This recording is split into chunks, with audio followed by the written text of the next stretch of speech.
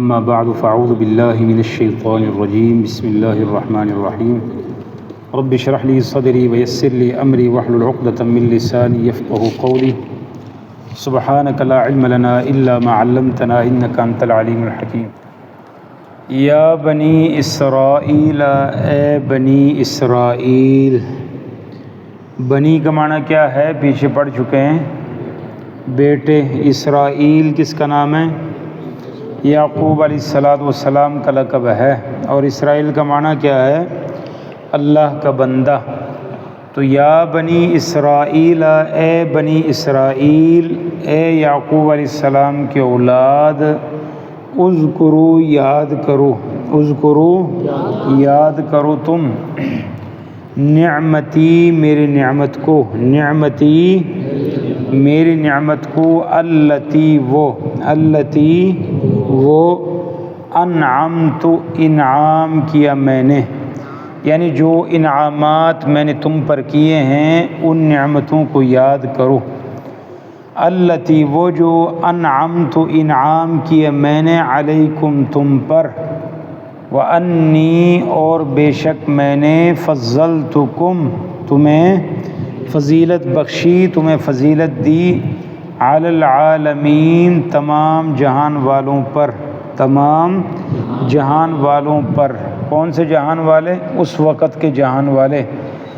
واتقوا ڈرو، یومن اس دن سے، لا تجزی نہیں کام آئے گا، نفس کوئی نفس، عن نفس کسی نفس کی، شیئن کچھ بھی۔ اس دن سے ڈرو، لا تجزی نہیں کام آئے گا، نفس کوئی نفس، عن نفس کسی نفس کی، شیئن کچھ بھی۔ ہوتا ہے نا کوئی تھوڑا بہت کوئی کام آئے، کوئی کچھ بھی کام نہیں آئے گا۔ ولا يقبل منها اور نہ قبول کیا جائے گا اس سے، عدل کوئی فدیہ، ولا تنفعها اور نہ نفع دے گا اسے، نہ نفع دے گی اسے، شفاعت کوئی سفارش، کسی سفارش کا کسی قسم کا کوئی فائدہ نہیں ہوگا۔ ولا هم ينصرون اور نہ وہ مدد کیے جائیں گے، نہ وہ مدد کیے جائیں گے۔ تو یا بنی اسرائیل، بنی اسرائیل سے خطاب کی ابتدا اللہ کی نعمتیں یاد دلانے اور قیامت اور اس کے ہولناکیوں سے ڈرانے سے ہوئی ہے۔ پیچھے آپ نے جو نا وہ پڑھا ہے کہ یا بنی اسرائیل کا آغاز پیچھے ہو چکا ہے۔ تو مسلسل 84 آیات میں ان پر اللہ کی نعمتوں کے ساتھ ساتھ ان کی نافرمانیوں کا ذکر بھی فرمایا گیا ہے۔ پیچھے یا بنی اسرائیل سے شروع ہو جائیں اور وہاں سے لے کر یہاں یا بنی اسرائیل تک جو اللہ سبحانہ و تعالیٰ نے ان پر نعمتیں کی ان کا ذکر ہے، اور اس کے ساتھ ساتھ اللہ سبحانہ و تعالیٰ کی نعمتوں کے ساتھ جو انہوں نے برتاؤ کیا، بجائے نعمتوں کے شکر کرنے کے جو انہوں نے نافرمانی کی، اس کا ذکر کیا گیا ہے۔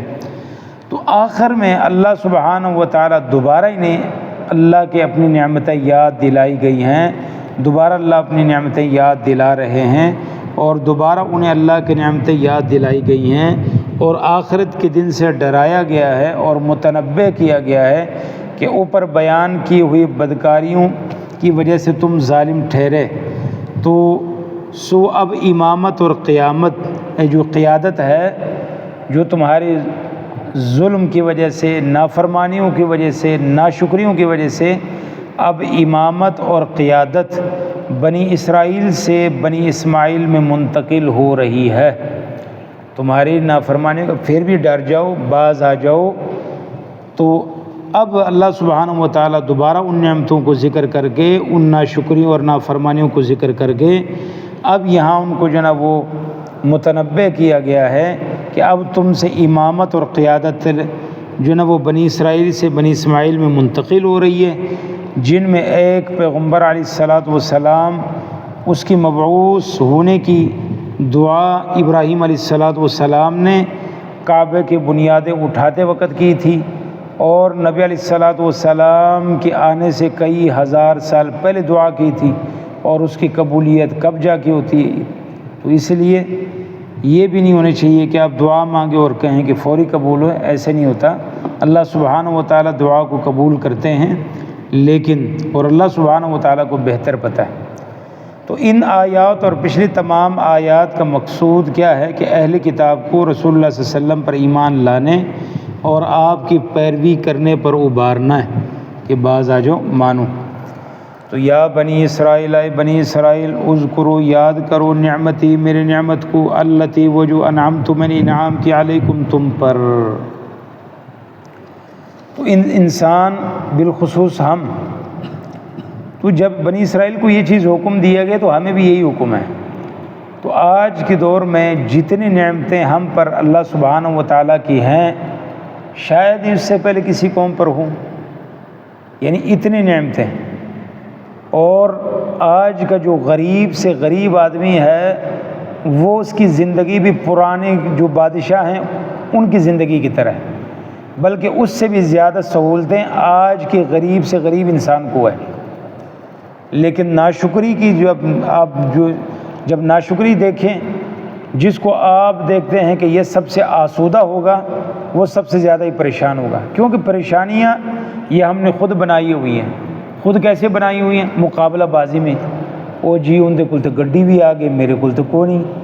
اندے کول فلانے شے بھی نہیں لے لی تو میرے کول تو بھی کوئی نہیں۔ انہیں تو پلاٹ بھی بنا لیا تو میرے کول پلاٹ بھی کوئی نہیں۔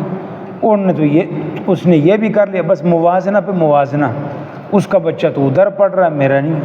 اس کا بچہ تو آگے نکل گیا، میں مطلب موجود نعمتوں کے ہم شکر نہیں کرتے، موجود جو ہمارے پاس نعمتیں ہیں ان کا ہم شکر نہیں کرتے، ان کو یاد نہیں کرتے، تو نتیجہ میں کیا ہوتا ہے؟ ہم ناشکری کرتے ہیں، ہم اللہ سبحانہ و تعالیٰ کی نعمتوں کو یاد نہیں کرتے۔ اسی لیے اپنے پروفیسر سیف اللہ فیضی صاحب حفظہ اللہ تعالیٰ اس پر بہت زیادہ زور دیتے ہیں، بچوں کو ابھی سے اس کی تربیت دیتے ہیں اور ان کو سجدہ شکر پر لگاتے ہیں کہ شریعت نے ہمیں ایک سجدہ شکر دی ہے، مطلب شکر کا سجدہ ہے، جون سے بھی اللہ کی نعمت آپ نے شکر کرنا ہے۔ وہ بچوں کو ابھی سے اس چیز پر لگایا ہوا ہے، تربیت کرتے ہیں کہ شروع وہ 2 منٹ سے ان کو تربیت 2 منٹ سے شروع ہو جاؤ۔ آپ بھی عادت ڈالیں تو آپ کو بہت سکون محسوس ہوگا۔ یعنی سب سے بڑی نعمت تو اللہ سبحانہ و تعالیٰ کی نعمت یہ ہے نا کہ اللہ نے ہمیں ہدایت سے نوازا ہے۔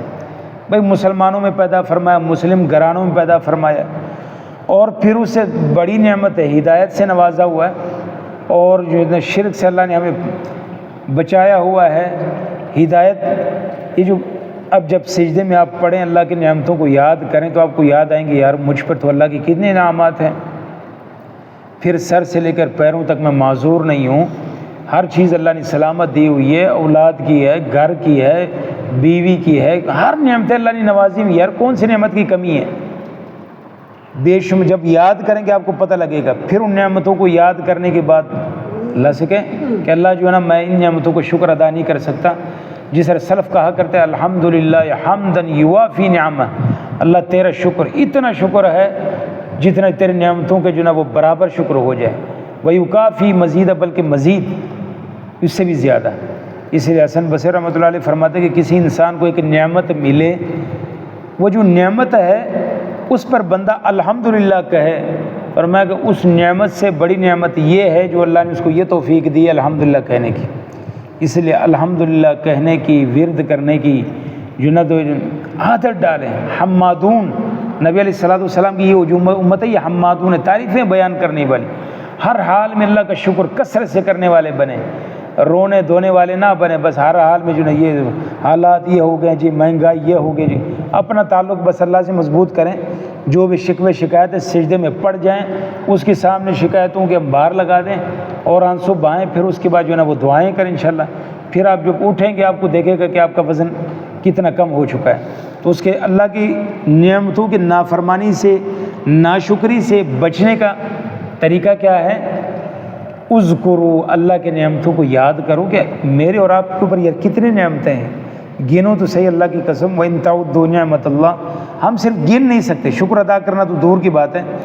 اللہ اکبر۔ اس لیے سلف کہا کرتے تھے اللہ کے سامنے ہم کلام ہو کہ اللہ تو خود کہتا ہے کہ تم میری نعمتوں کو گن نہیں سکتے، تو اللہ جب ہم تیری نعمتوں کو گن نہیں سکتے تو ان کا شکر کیسے ادا کر سکتے ہیں؟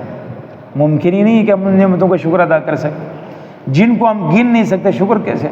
بس اللہ جیسے بھی ہے تو جو نا اپنا شاکر بنا، شکر کرنے والا بنا۔ تو نبی علیہ السلام کے ایک دعاؤں میں سے یہ بھی تھی نا، اللہم اجعلنی لک شکارا، اللہ مجھے اپنا بہت زیادہ شکر کرنے والا بنا اور بہت زیادہ ذکر کرنے والا بنا۔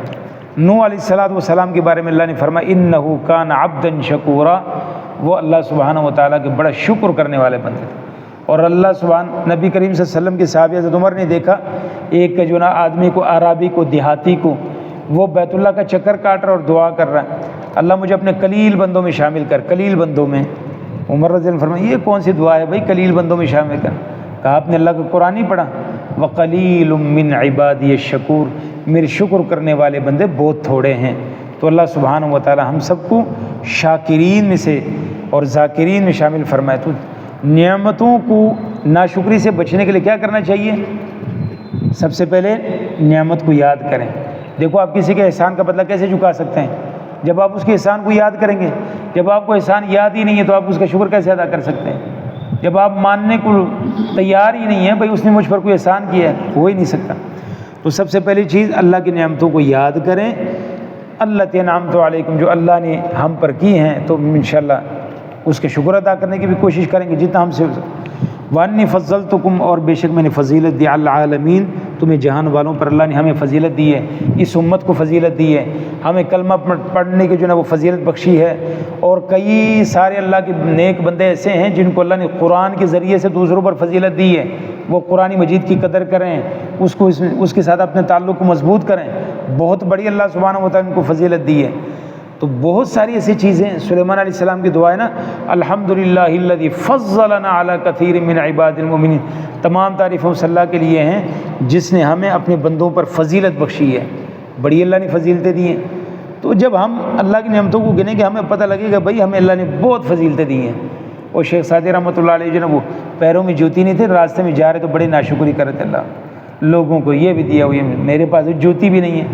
تو آگے جا کے دیکھا بھائی ایک بندے کا تو پیر ہی نہیں ہے، وہ ٹانگوں سے ہی معذور ہے، شکر ہے اللہ میرے پاس وہ جوتی نہیں ہے، اس کے پاس وہ ٹانگ بھی نہیں ہے۔ جب ہم موازنہ کریں گے، اس لیے شریعت ہمیں کہتی ہے دنیاوی معاملات میں نیچے دیکھو، نیچے بھائی تمہارے پاس موٹر سائیکل ہے، سائیکل والے کو دیکھو، سائیکل والا ہے تو جو ہے نا وہ پیدل اس سے بھی نیچے کو دیکھے، اور دینی معاملات میں اوپر کو دیکھو، یار وہ تو جو ہے نا وہ اتنے نوافل بھی پڑھتا ہے، قیام اللیل بھی کرتا ہے، اذان کے بعد فوری چلا جاتا ہے، وہ دعائیں بھی زیادہ کرتا ہے، سجدے بھی زیادہ کرتا ہے، مجھے اس سے آگے نکلنا چاہیے، وہ تو ترجمہ بھی پڑھتا ہے، وہ یہ نیکیاں کرتا ہے۔ تو ہم کیا کرتے ہیں؟ دنیاوی معاملات میں اوپر دیکھتے ہیں، دین میں کہتے ہیں یار بڑا فرض پڑھ لی، اتنی بڑی سنتا نہیں کی، ایک کہڑے فرض نے، بس اتنے یاد رکھا جی۔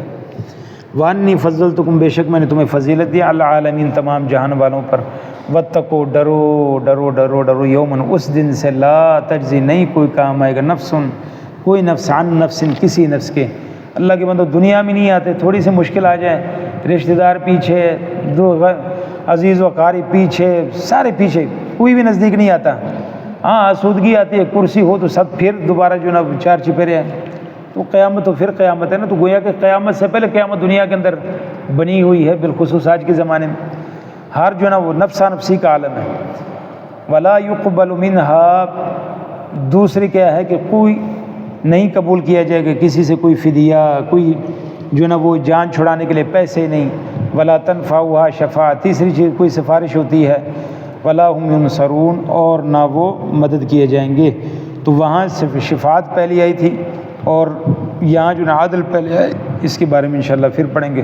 سبحانک اللہم و بحمدک، اشہد ان لا الہ الا انت، استغفرک و اتوب الیک۔